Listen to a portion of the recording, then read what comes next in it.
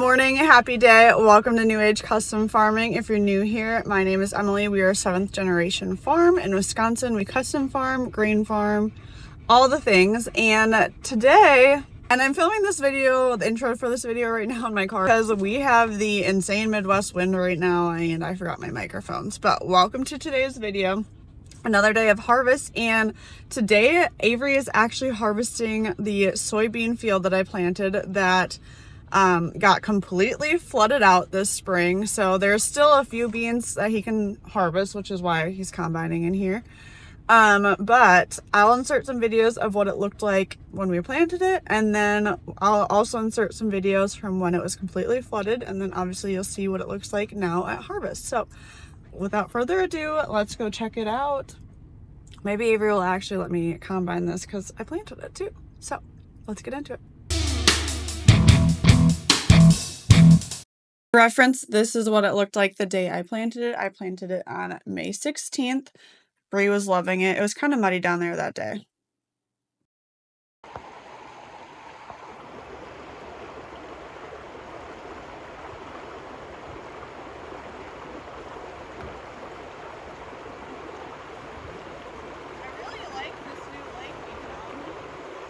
The new lake? Yeah, it's a really good place to go down there. Lake Elsing? Yeah. No, like for real, it's actually been like paddleboarding lake, so I mean. Ow! Sorry, I was trying to go under the truck. Oh, right in the shins. Come on, Bree. Come on up. She can. Come on. Bree, come on. Come on up. Come on. Here, take this. I'll get it. Big gut McGee.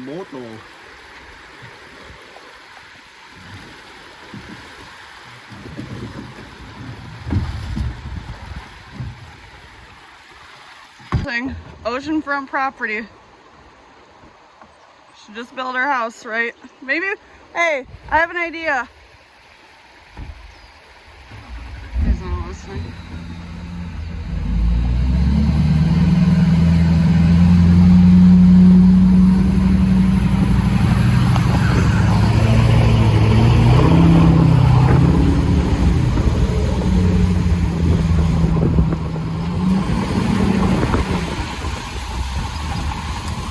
Well, we got a little field update here. This is the bean field that Emily was paddleboarding in this spring. Getting some beans out of it. I actually got one dump already out of it, and we're up to the window, so I would say it's worth messing with. All that buying the grain cart, and kind of up in front of me you can see my angle I've cut across. There's nothing there, but over there along the road there was one bin full, and down here in these little fingers down here, it's actually pretty dang good. So all things considered, so it's gonna be, I would guess we'll get 700 to 800 bushel off of I think it's a 54-acre field, but 800 bushels of beans is a lot better than zero, so we'll take it. Clipping along here nice and dry. They're kind of, the head's kind of doing a bad job because the beans are so dry. When if the reel hits anything, they just kind of fly apart. So, you know, if there's any platform head companies that want to give me a head with an air reel or something, you just get in contact with Emily. Her email is in the description or something. I don't know, you'll figure it out. Speaking of the boss, she's calling me right now. So as you could see in those videos, Bree, do not go in the water. Bree likes to swim here. As you could see in those videos, basically this entire field was completely underwater. This part was the most underwater. This was where I was paddleboarding, well, on the other end. But I was able to go all the way over here, and then it was more of like the fingers over here where you can see the combine, where it wasn't quite as flooded. And that's where Avery's able to combine. You know, this soil looks a lot different than it did in June when it flooded over here. Cracked and all. What did you do? Jammed her up with grass. Yeah, looks good. Looks good. Old Buckaroo is back to the rescue. He's not gonna know I'm calling him that till he watches this video. What's he here to help you with? The shoe motor, which swings the sieves back and forth, it works fine on level ground, like it stays happy, but as soon as I get in really steep hills, it starts throwing a bunch of codes, so I'm gonna put one of them on. So Avery is slowly backing up and Buck's down there underneath.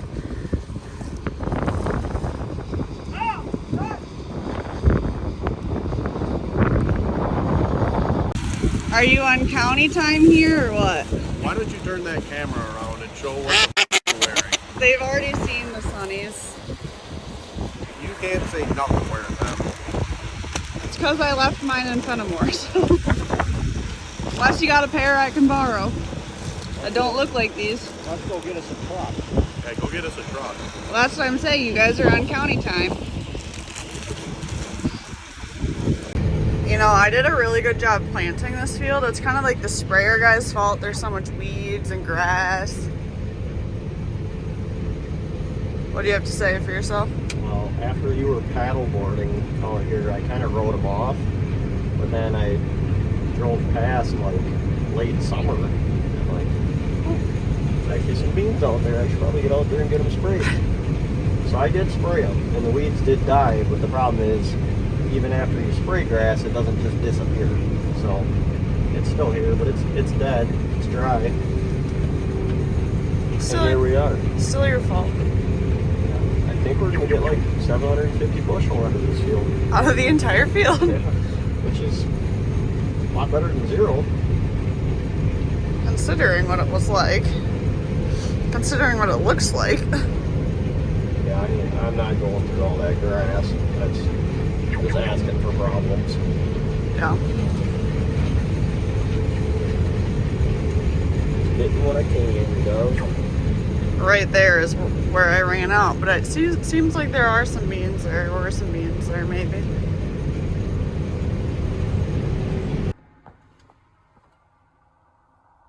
Somebody's got to do the important job. What are those on her face? That's the real question.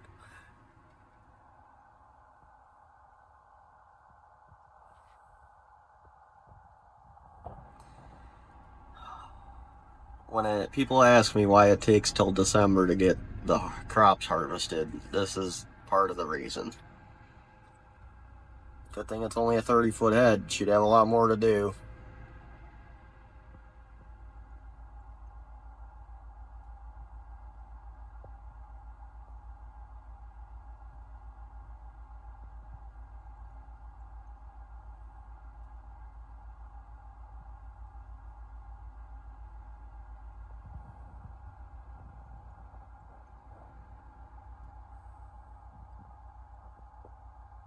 Avery finished that field of soybeans. That was the actual official last field of soybeans to do. And then he moved to the field where Mason was, where you saw that clip, and they are all rolling on corn now. I stopped back at the farm to feed calves, and then we'll go back to the field where they're in.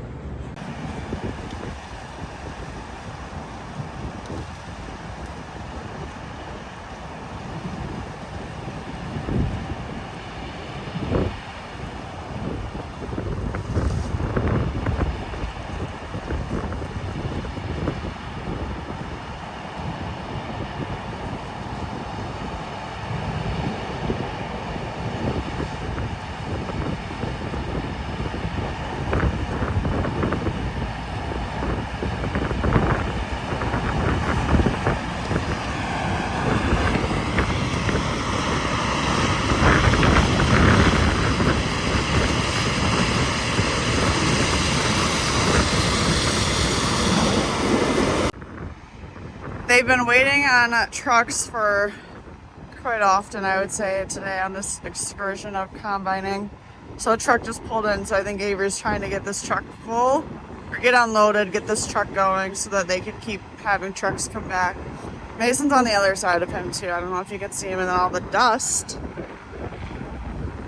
What you guys can't tell through this video is all we can smell right now in the air is pig manure, because there's a pig farm nearby, and since they've started harvesting their fields, they've been hauling their manure to fertilize their fields, and that's all the air smells like. So you're lucky today it's not a scratch and sniff video.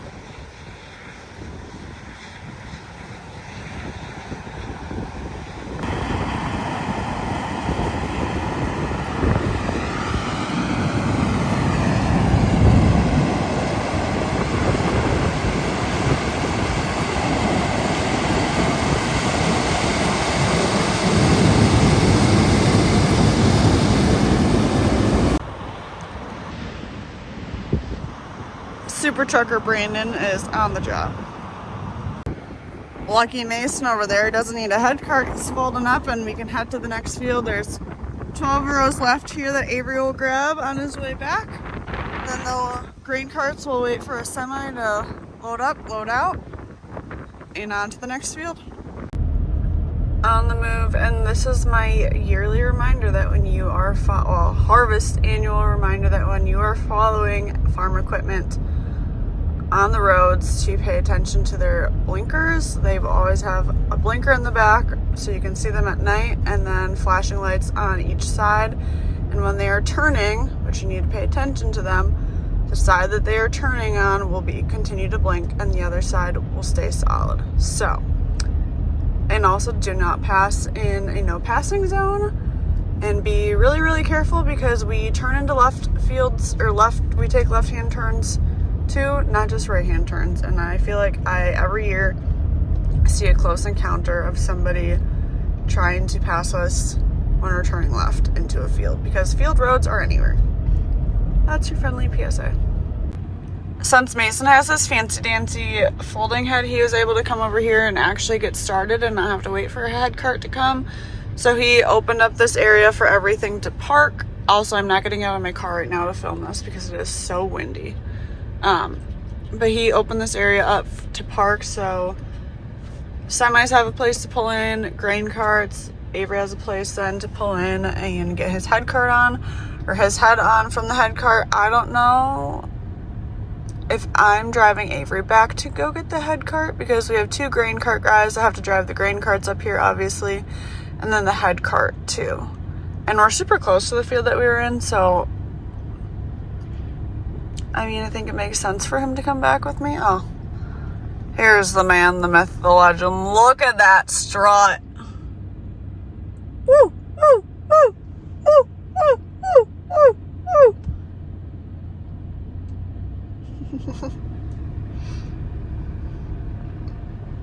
Wow.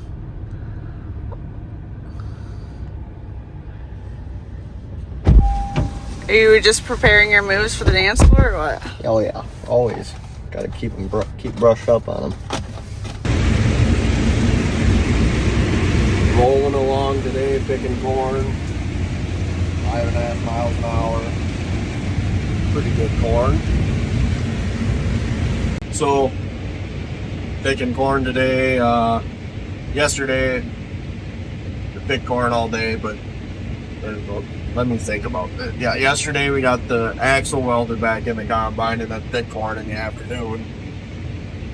And then this morning we had some slower going with some stuff from the marsh that they drowned out, and it was spotty and whatnot. And then I had a electrical problem with my combine, and the mechanic from Hennessy came down and fixed that for me. And then we've been moving ever since, and he brought the two parts that I was waiting for on my head. It's for the outside rows that fold so the snouts don't fall down. I got a zip tie. We're still waiting on one spring for one of the parts, but other than that, we got everything. I ended up getting this head.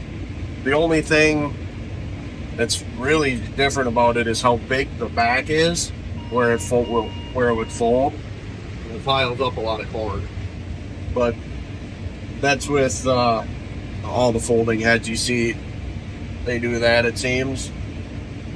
Or all the ones I've seen, so yeah. We having a good day. Avery had a And Buck had to come and fix Avery's combine too today, so it wasn't too major, but not down for very long. And mine was, we didn't even miss. We were waiting for, we switched fields, and we were waiting for a truck, and the truck never came, and by the time the truck came, we never missed, we never had to wait. So shout out to him for, he knew exactly what it was, so that was nice. Got that done, and yeah, we're rolling. Well, sorry about the lighting, but after Emily left, I took the big air compressor and blew off both of our combines because they were getting so full of corn chaff and everything, and it was getting to be a fire hazard. So I got them blown off, and now I'm in town waiting for Emily to get to the local dining establishment, and we're gonna eat some dinner, and then I'm going to bed because I'm tired. But that's another day of harvest wrapped up. Decent day, got both combines running. Did the marsh this morning, finished up the beans. I had like 40 acres of beans down there, you saw that, got that done. Got another 40 acres of corn done, and then we moved fields, and then we got at least, probably got 60 acres done there, I would say. So Mason's just wrapping up now, but after I got done blowing off the combines, I was so dirty I wasn't even going to sit in my cab, so I shut her down for the night, and he's probably done right now too. And that's going to be it for today's video. Another day of harvest checked off the list, and we'll hit it again tomorrow. We got a long way to go, so a lot more content coming for harvest. I would guess 20 more days, and that's being kind of generous.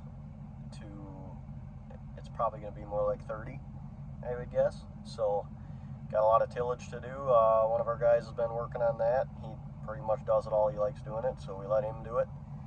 And then back to tractor pulling content, getting the thunder clutch put back together, getting all the sheet metal fixed on that, and then Dad's got his boo-boo on his hood from his turbo explosion from Louisville, so he's gonna send that in to get it fixed, and a few other things touched up that he wants, changed a few things for next season, and keep plugging away at that. So thanks for watching this video, and we'll catch you in the next one.